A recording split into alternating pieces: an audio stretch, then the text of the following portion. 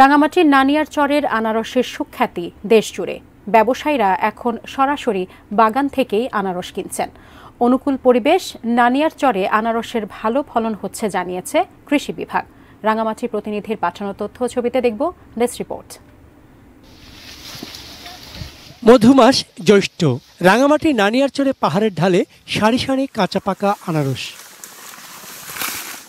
রসালো ও সুমিষ্ট আনারসের ব্যাপক চাহিদা দেশজুড়ে, তাই পাহাড়ে গাছ থেকে আনারস কাটতে ব্যস্ত শ্রমিক। 200 মিটার খাড়া ঢাল বেয়ে সেই আনারস তারা পৌঁছে দিচ্ছেন পাইকারদের ট্রাকে ট্রাকে। এই বছর তো সারের দাম বেশি, হয়তো তেমন বেশি লাভবান হতে পারবো না, হালকা কিছু হতে পারে। আমরা যতটুকু খরচ করি কিন্তু তার মূল্য কিন্তু পাই না। একসময় কৃষকরা নৌকায় করে আনারস নিয়ে যেতেন বাজারে। যাতায়াত ব্যবস্থার উন্নতিতে ব্যবসায়ীরা বাগান থেকেই কিনছেন আনারস। এরপর এই আনারস যাচ্ছে চট্টগ্রাম, কুমিল্লা, ঢাকা, সিলেট, ময়মনসিংহ সহ দেশের বিভিন্ন এলাকায়। সড়ক যোগাযোগ ভালো দেখে আমরা খেতে না গাড়ি ঢুকাইতে পারতেছি এবং মাল খেত কাইটা নিয়ে পাহাড়ি দিয়া কাইটা গাড়ি উঠাইতেছি।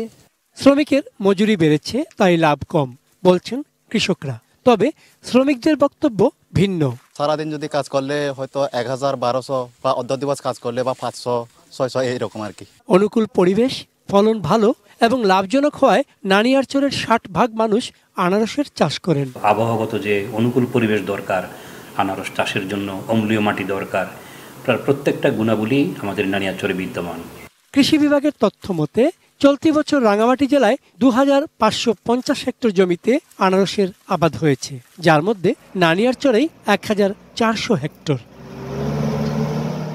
চন্দন পাল, ডেস্ক রিপোর্ট, এটিএন নিউজ।